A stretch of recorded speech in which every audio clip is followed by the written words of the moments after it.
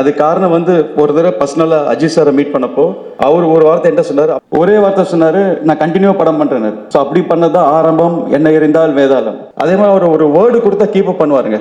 அதை miss Pawan Kalyan sir வந்து it's not only actor, is அவருக்கு டைம் கிடைக்கல. அவருக்கு அவர் ஃபுல் அண்ட் ஃபுல் பாலிடிக்ஸில் இருக்கிறதுனால சின்ன மனசில் ஒரு வருத்தம், என்னடா தமிழில் நம்ம படம் சூர்யா மூவிஸ் படம் எதுவுமே தமிழில் வரவே இல்லையே, ரொம்ப நாளாச்சு, திருப்பி எப்போ தமிழில் வந்து படம் பண்ணுவோம், எப்போ வந்து ஒரு சின்ன உள்ளுக்குள்ள ஒரு வெயிட்டிங்கில் இருந்தேன்.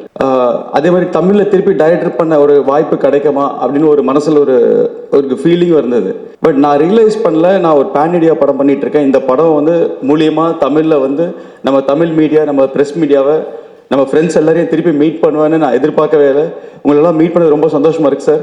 இங்கே இருக்க நிறைய பேர் நல்ல ஃப்ரெண்ட்ஸ், எல்லா ப்ரெஸ்லையும் எல்லாருமே திருப்பி ஒரு கிட்டத்தட்ட 3 years 4 years கழிச்சு மீட் பண்ணுறேன். I feel very happy and proud to meet everybody sir. Thank you so much. First எங்கள் அப்பா பேசும்போது கொஞ்சம் எமோஷனாக பேசினாங்க. ஆனால் அதில் நிறைய அப்பா அவர் எவ்வளோ எமோஷன் என்னை பற்றி திங்க் பண்ணி கேர் பண்ணுறாரோ, அதே மாதிரி எங்கள் ஃபேமிலி பற்றியும் என்னை பற்றியும் அவரோட பிளெஸ்ஸிங்ஸான்னு சொல்ல முடியாது.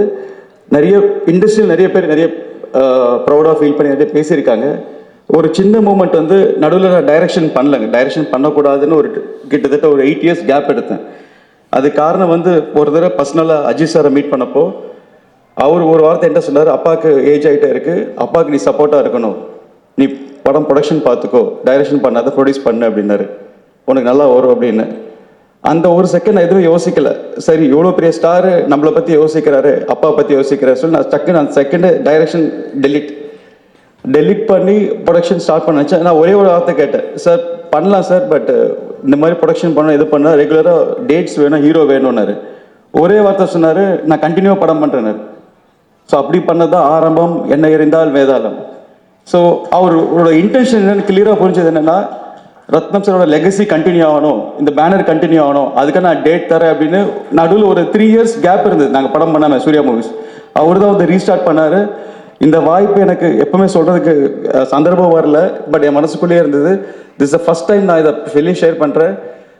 திருப்பி அஜித் சாரோட ஒர்க் பண்ண வாய்ப்பு கிடைக்குமா தெரியல, பட் எனிவே ரொம்ப ரொம்ப தேங்க்ஸ் சார், நீங்கள் அவ்வளோ கேர் பண்ணி சொன்னது அண்ட் அந்த 3 படம் சொன்ன மாதிரி பண்ணது.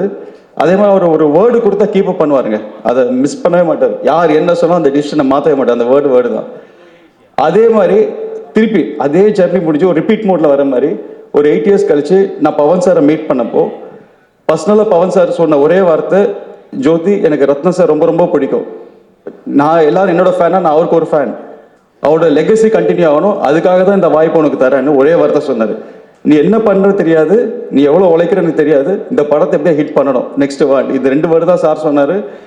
அண்ட் சிரிப்பி சேம், அவரு கொடுத்த வேர்டு ஈக்குவலாக மீட் பண்ணார். ஸோ ஒரு 2-3 லெஜெண்ட்ஸ் வந்து இவ்வளோ கேர் பண்ணது எனக்கு ரொம்ப சந்தோஷமாக இருந்தது. இது எல்லாம் வந்து எனக்கு அப்பாவோட உழைப்போட பிளெஸிங்ஸ் தான் எனக்கு கிடச்சிது. அதை நான் என்ன எடுத்துக்கணும், எவ்ரிடே இது எவ்ரி செகண்ட் நினச்சிட்டே இருப்பேன் மைண்டுக்குள்ளே, நம்மளை இவ்வளோ ட்ரஸ்ட் பண்ணுறாங்க, இதுக்கு நம்ம என்னென்ன செய்யணும் இதுக்கு அப்படின்ற சொல்லி தான் ஒர்க் பண்ணிட்டு இருந்தேன். ஸோ இந்த மாதிரி ஒரு வாய்ப்பு கிடைச்சது எனக்கு ஹரிஹர வீரமலு ப்ராஜெக்ட். அண்ட் இந்த ப்ராஜெக்ட்குள்ளே நான் என்ட்ரு ஆகும்போது இதில் நிறைய காம்ப்ளிகேஷன்ஸ் இருந்தது. அண்ட் ஒரு பவன் சாரை பற்றி சொல்லணும்னா, பவன் கல்யாண் சார் வந்து it's not only actor, is ஒரு இன்டெலிஜென்ட் ஸ்மார்ட் பர்சன். சார் வந்து அவரே ஒரு டைரக்டர், பர்சனல் டைரக்டர். அவருக்கு டைம் கிடைக்கல, அவர் ஃபுல் அண்ட் ஃபுல் பாலிடிக்ஸில் இருக்கிறதுனால, சேவைகள் இருக்கிறதுனால, அவர் டைம் கிடைக்காதனால இந்த படத்தை அவரோட விஷன், இந்த வீரமலு படத்தை வந்து அவரோட பாயிண்ட் ஆஃப் வியூ நான் யோசிக்கும் போது, இது ஒரு பேன் இண்டியா, ஒரு இந்தியா ஃபுல்லாக ரீச் பண்ணணும்னு அவரோட எஃபர்ட் போட்டிருக்காரு. இப்போ நீங்கள் பார்த்த அசுரனம் சாங் வந்து சாரு பர்சனலாக ஃபைட் கொரியோகிராஃப் பண்ண சாங்கு. அந்த ஒரு ஃபைட்டு மட்டுமே ஒரு 60 days எடுத்திருக்கோம், 60 நாள் எடுத்த ஃபைட் அது. அண்ட் அந்தளவுக்கு அவர் பர்சனலாக உழைப்பு போட்டிருக்காரு. அவருக்கு பர்சனலாக மார்ஷல் ஆர்ட்ஸ் தெரியும். அண்ட் ஒரு ப்ரூஸ்லி ஒரு என்டர் த ட்ராகன் எப்படியோ அந்த மாதிரி ஒரு விஷயம் பண்ணியிருக்காரு சார் இதில், பவன் சார். ஸோ இந்த படத்துக்கு இன்னொரு இன்ஸ்பிரேஷன் எனக்கு என்னென்னா, பர்சனலாக இந்த படம் 16th century முகல் பீரியடில் நடந்த ஸ்டோரி. அண்ட் அவுரங்கசீப் பேக்ட்ராப்பில் நடந்த டைமில் நடக்கிற காலகட்டத்தில் நடக்கிற ஸ்டோரி. அண்ட் இந்த காலகட்டத்தில் அவுரங்கசீபாக ப்ளே பண்ணது பாபி டியோல் ரோல், இதில் பாபி டியோல் ப்ளே பண்ணுறாங்க. ஸோ ஒரு நாள் இந்த கதை எப்படி கொண்டு போகணும், இதை என்ன சொல்ல வரும் அப்படின்னு எனக்கே ஒரு நல்ல தாட்ஸ் இருக்கும்போது, ஒரு ட்ராவல் பண்ணும்போது எதர்ச்சியமாக ஒரு வெரி ஓல்டு கப்பல்ஸ், இந்த தீர்த்த யாத்திரை பண்ணுற ஓல்டு கப்பல்ஸை மீட் பண்ணேன். அவங்க அப்போ தான் வந்து எல்லா ஜோதிர்லிங்கெல்லாம் விசிட் பண்ணிட்டு வந்தாங்க. வந்து அஜந்தா எல்லாரெல்லாம் போயிட்டு வந்தாங்க. அவங்கள மீட் பண்ணும்போது அவங்க மனசில் வந்து நான் என் மைண்டில் இந்த கதை எழுதிட்டு இருக்கேன். அவுரங்கசீப் முகல் பீரியட் எழுதிட்டு இருக்கேன். கரெக்டாக பார்த்தா எதிர்த்து அவங்களும் மீட் பண்ணுறேன். ஒரு சம்மந்தம் மேலே ஒரு கான்வர்சேஷன் ஸ்டார்ட் ஆச்சு. அவங்க திடீர்னு பார்த்தா அவுரங்கசீப்பை திட்டுறாங்க. எனக்கு ஒன்றுமே புரியல. நான் ஒர்க் பண்ணுறதும் அவங்க பேசுகிறதும் கோயின்சிடன்ஸாக இருந்தது. என்னன்னு கேட்டால், நாங்கள் இப்போ தான் வந்து அஜந்தா எல்லாரும் சுற்றிட்டு வந்தோம். அங்கே இருக்கிற எல்லா ஸ்டாச்சுஸும் எல்லா ஃபேஸுமே வந்து எல்லாம் டெமாலிஷ் பண்ணிட்டாங்க. அது எங்களால் தாங்க முடியல. அவ்வளோ நம்மளோட கல்ச்சர், நம்மளோட ஹெரிட்டேஜை வந்து இப்படி டெமாலிஷ் பண்ணி இப்படி நம்மளுக்கு தெரியாத மாதிரி பண்ணணும்னு நினைக்கிறாங்கன்னு. அந்த ஒரு பாயிண்ட் தாங்க எனக்கு ஸ்பார்க், இந்த படத்தோட ஸ்பார்க்.